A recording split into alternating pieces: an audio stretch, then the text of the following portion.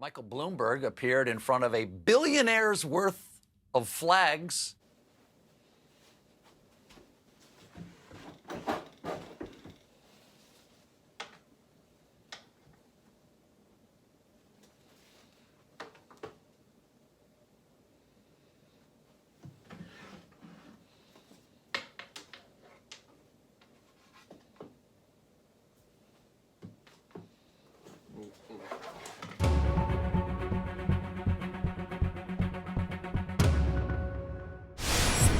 Welcome to 2020 Tuesdays. I'm your host, Luke Radel. Last week, Joe Biden gave the closing speech for the Democratic National Convention, which was widely praised on both the left and the right.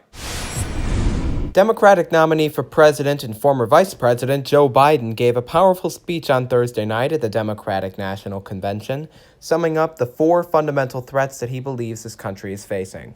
The worst pandemic in over 100 years, the worst economic crisis since the Great Depression, the most compelling call for racial justice since the 60s, and the undeniable realities and just the accelerating threats of climate change.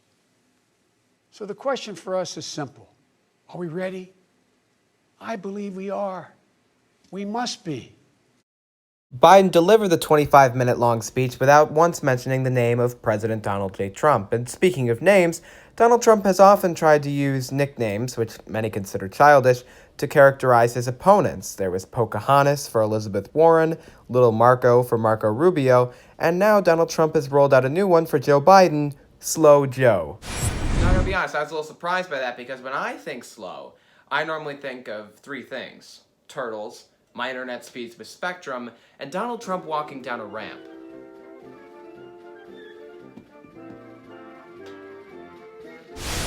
President Trump and his campaign attacking Joe Biden as being mentally unfit for office based on a series of gaffes, which, I have to admit, do occur. This is my little sister, Valerie, and I'm Jill's husband. Oh, no, you switched on me. This is my wife. This is my sister. They switched on me. However, Republicans setting the bar so low for Joe Biden makes any somewhat competent speech sound absolutely incredible.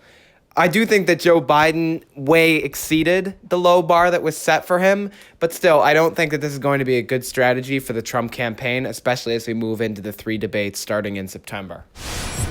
On the flip side, the Biden campaign might learn something from what the president is doing, and instead of setting standards so low for their opponent, they might try to raise the bar a little bit, especially with this convention speech coming up on Thursday. And I think that would look a little something like this. Donald Trump's convention speech this Thursday night is going to be more American than Abraham Lincoln and George Washington eating apple pie on the back of a bald eagle to the tune of Yankee Doodle Dandy. And I know you may be saying to yourself, well, you're setting the standards a little bit too high. But too high is not a word in Donald Trump's vocabulary. And apparently also not a word in Donald Trump Jr.'s vocabulary based off his eyes at the convention speech. Joe Biden is basically the Loch Ness Monster. He will be totally perfect and not mispronounce a single word, like plasma, Minneapolis,